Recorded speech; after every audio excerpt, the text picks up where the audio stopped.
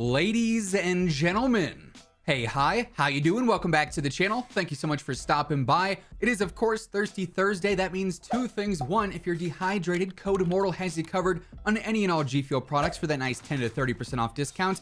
And two, it's update day, because anytime it's Thirsty Thursday, it is update day here in Call of Duty. We've actually got some new changes in Warzone and Vanguard. Earlier on this week, we also had a smaller patch go live in Vanguard to fix a couple of things too.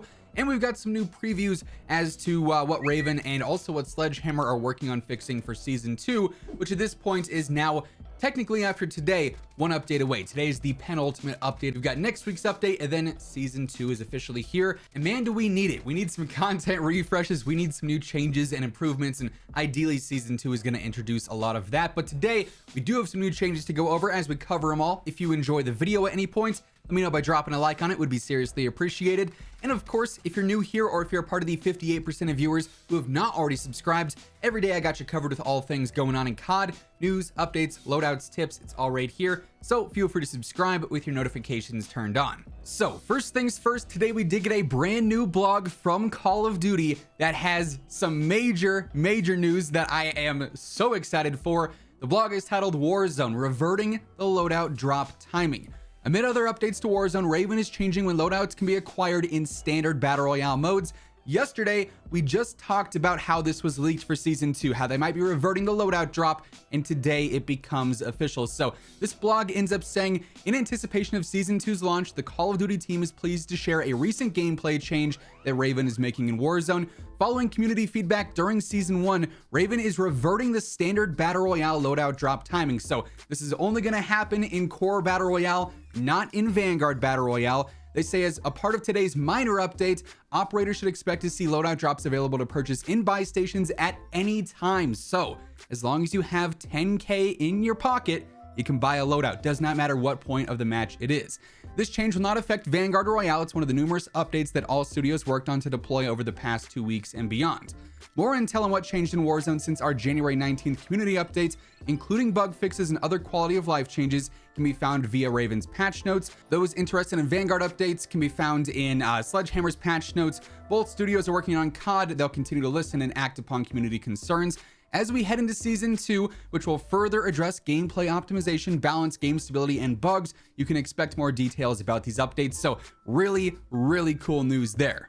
Now, of course, because it's Thirsty Thursday, we got our usual playlist update today. For the following week, all the way up through the 10th, we're going to have standard Vanguard Plunder, and it'll be trios for that. Not going to lie, not too concerned with Plunder. We also have standard Battle Royale solos, duos, trios, and quads, where yes, we can grab our loadout whenever we want. Then for Rebirth Island, we're going to have Resurgence trios and quads, and also mini royale duos. So honestly, good modes for Caldera because we can get our loadouts whenever we want now. And on Rebirth, we got a lot of options too. So honestly, a pretty solid playlist update for this week, if I do say so myself. Now, looking at the Warzone Trello board, we've actually seen a couple updates go live here over the course of the past couple of days. I guess I should say between this and then also Raven's Twitter.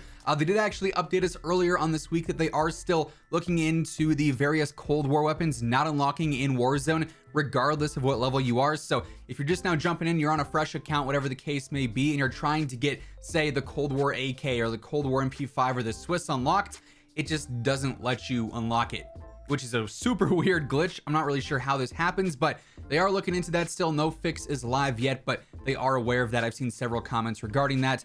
They did post a slight update on that. Then also there's a new issue going on with the store bundle from the Tracer Pack, Year of the Tiger, where basically if you use that, it causes your game to crash. I don't know what it is about the Pacific update, the Vanguard update, but it broke everything. Obviously, console is so messed up right now with the frames, the demon glitch, everything going on there. Console's a mess. The store bundles seem like they work about 50% of the time. Sometimes they don't render in. The camos don't work right, or in this case, they hard crash your game. So very weird things going on there, but they are looking into that, and that should be fixed by Season 2 as well. Speaking of Season 2, February 14th is the current release date for that, pending any other issues or delays. We should be seeing that standard split update night. The first one will be for Vanguard and introduce a handful of fixes and sort of prep the content. Then night 2 will be for Warzone, and that's like when the time-gated stuff goes live. That's when the new battle pass will drop, all the new changes, all the new content, everything like that. And briefly looking ahead towards the end of Season 1, since we do technically only have one more update left, we should be seeing a lot of announcements in the coming days regarding season 2. I'd imagine that sometime, hopefully early next week, maybe on Monday, since that's like the 1 week mark out from season 2, we end up seeing maybe a roadmap, maybe a trailer of some sort, or some kind of blog post kind of detailing some of the season 2 content. Usually that's what they end up doing just prior to a season, about 4 to 5 days, sometimes up to a week before the new season drops. We get all that information.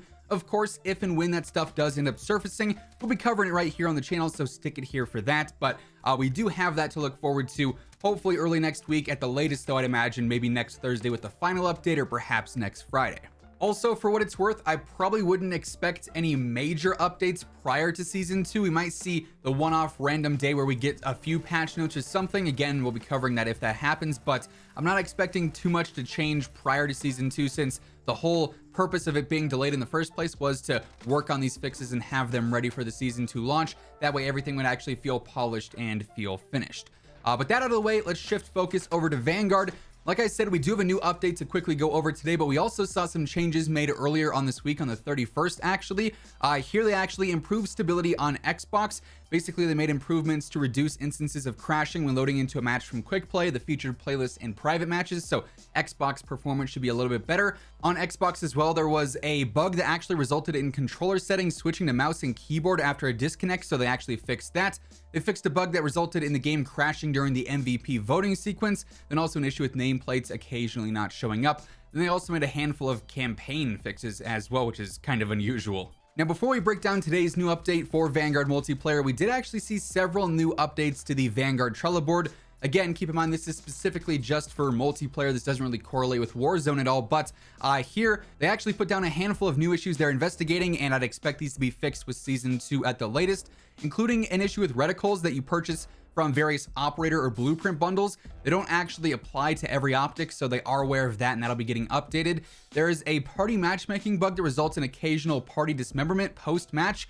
This is not occasional, it's very, very frequent. It seems like every time I try and play Vanguard multiplayer with a party, it takes like 10 minutes to actually find a match because it keeps disbanding and disconnecting, so they're looking into that. They're also investigating players not being able to unlock gold or diamonds on the wellgun, even though you have all the weapon challenges completed, so that should be fixed here pretty soon. XP is not tracking with Helena, so you can't finish those operator levels. Then also, planting and defusing bombs in S&D is still audible to the enemies. It's silent for you, but all the enemies can hear it. So they tried to fix the bomb issues there, but they didn't really fix the issues at all. So that's being looked into as well. And they also confirmed, I think Sledge actually tweeted at Attach and said, hey, yeah, we're working on this. It'll be updated. That one might actually get fixed prior to season 2 because we do have obviously the CDL in season now. So handful of new things there.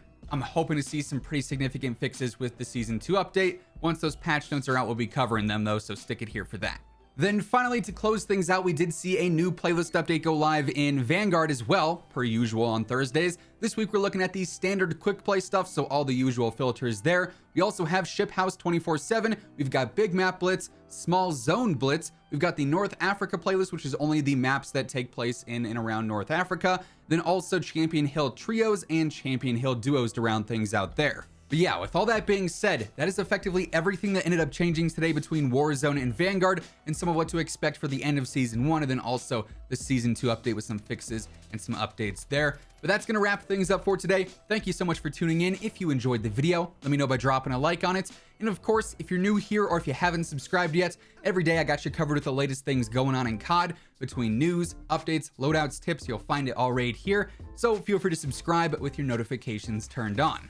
As always, if you want to check out any of my partners, be sure to use code IMMORTAL for a spicy discount on all Scuff, G Fuel, Gamer Advantage, and Control Freak products. The links for all those can be found down in the description below.